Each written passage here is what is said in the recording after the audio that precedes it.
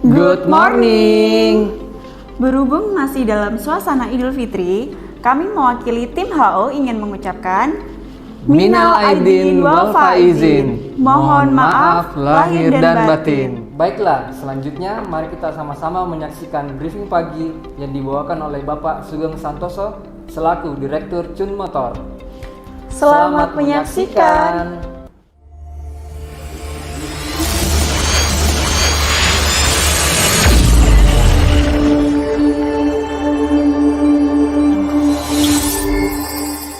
Selamat pagi keluarga besar Cun Motor di cabang manapun Anda berada. Satu visi, satu hati, satu semangat.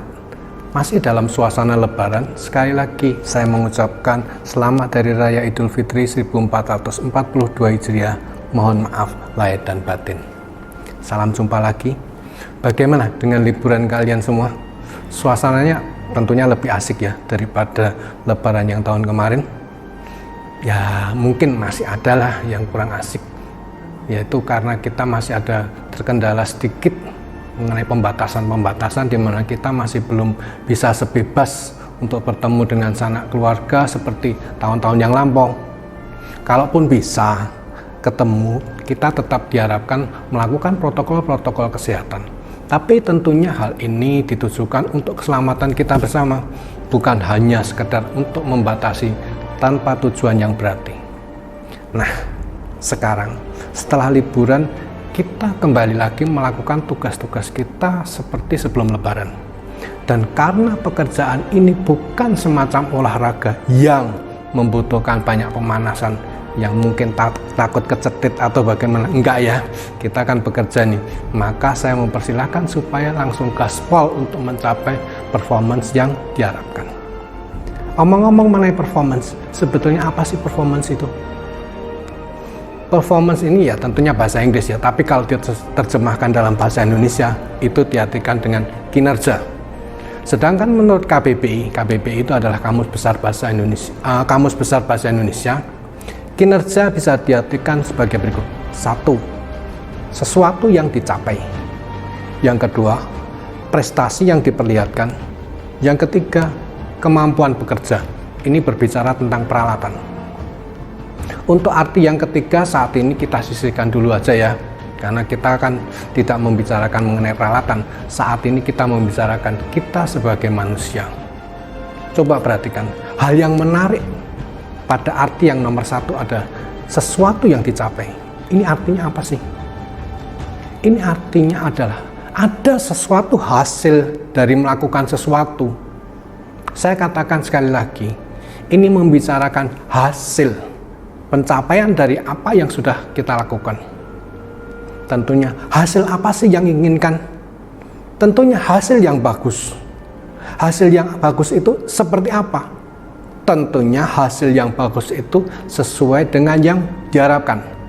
Lalu pertanyaannya muncul lagi, lah yang dimaksud yang bagus sesuai yang diharapkan itu yang apa sih Pak? Gampangnya, setidak-tidaknya sesuai dengan target. Jadi ini dibutuhkan satu ukuran.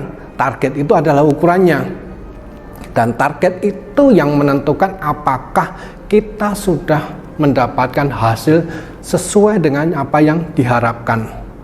Jadi semakin jelas ya arahnya. Performance yang diinginkan adalah hasil yang mencapai target yang telah ditentukan atau diharapkan.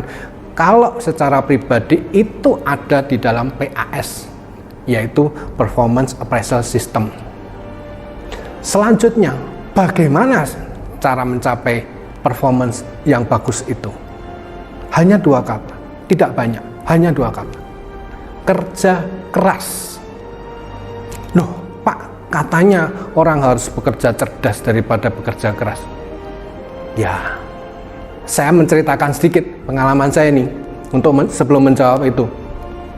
Satu ketika saya harus melakukan sesuatu hitungan atau pengkajian. Saya pada waktu itu tidak melakukan kerja fisik yang berarti. Tapi pada saat itu saya sangat capek. Kemudian saya coba pelajari. Ternyata untuk bisa bekerja cerdas itu pikirannya yang harus bekerja keras. Jadi yang bekerja keras itu bukan hanya melulu fisik, tapi untuk bisa bekerja cerdas, ini pikirannya yang bekerja keras. Jadi ini yang saya maksud dengan kerja keras, adalah kerja fisik dan pikiran. Banyak yang mempersempit kerja keras itu hanya dalam kerja fisik, sedangkan kerja cerdas itu lebih ke arah pemikiran. Sebenarnya dua hal ini harus berjalan beriringan dalam porsi yang wajar sesuai dengan kebutuhan. Mungkin ada yang tanya, kenapa sih Pak Sugeng harus mengatakan hal-hal seperti ini yang seolah-olah against the mainstream? Kenapa coba? Ya, tujuan saya adalah satu, supaya memperingkas, tidak membedakan antara keras dan cerdas, tapi hanya keras. Keras secara fisik maupun pikiran. Ini daripada harus mengingat keras dan bekerja keras dan bekerja cerdas, ya ini pokoknya keras aja, tapi secara fisik maupun pikiran. Seperti yang saya katakan tadi, ini pun harus dilakukan dengan porsi yang sesuai yang dibutuhkan. Kemudian yang kedua apa coba? Mungkin teman-teman ada yang punya pendapat, supaya mudah diingat Pak, ini artinya sudah ada yang menangkap maksud saya. Benar sekali itu, supaya mudah diingat. Untuk satu pernyataan yang against the mainstream akan lebih mudah diingat karena berbeda. Kemudian saya lanjutkan untuk arti yang kedua di KBBI, yaitu prestasi yang diperlihatkan.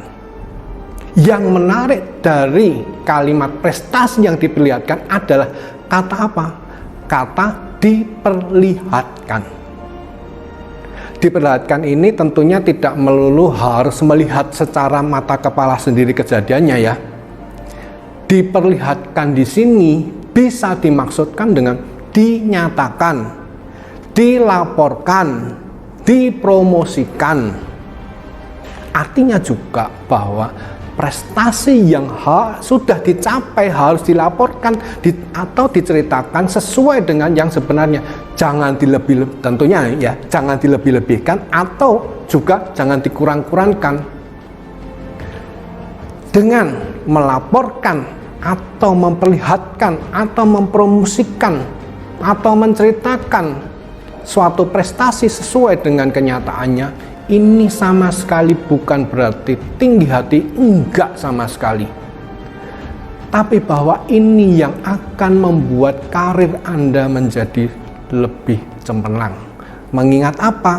Mengingat bahwa sekarang itu tingkat persaingan sungguh sangat-sangat ketat, di mana semua berlomba-lomba untuk menunjukkan prestasinya. Kalau Anda tidak menunjukkan prestasi kamu, ya akan tenggelam dan Anda tidak akan bisa terlihat apa-apa. Mungkin ada satu penutup dari saya untuk mempermudah teman-teman mencerna pengertian yang kedua ini. Kalau gini, kalian tentunya sudah pernah mengenal mie instan ya, yang mereknya yang ada rasa mie instan yang ada rasa ayam bawang, ada rasa soto mie, bahkan rasa sotonya itu juga macam-macam.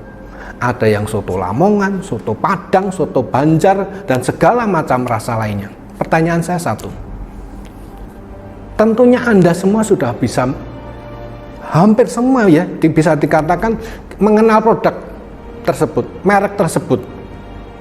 Tapi mengapa produk-produk tersebut tetap masih diperlihatkan di iklan-iklan, masih ditayangkan di iklan-iklan, di iklan-iklan TV, iklan di sosmed, billboard? Karena apa coba? Benar sekali, karena produk itu masih butuh dikenal orang supaya bisa lebih luas dikenalnya. Kalau orang sudah mengenal produk itu lebih luas, maka orang akan menaruh perhatian yang lebih terhadap produk tersebut. Maksudnya ini sama dengan kita sebagai karyawan, bahwa apa? Prestasi Anda butuh dikenal supaya karir Anda lebih cemerlang. Demikian kira-kira apa yang bisa saya sampaikan dalam kesempatan kali ini. Terima kasih, tetap sehat, selamat beraktivitas, damai dan sejahtera bagi kita semua. Terima kasih.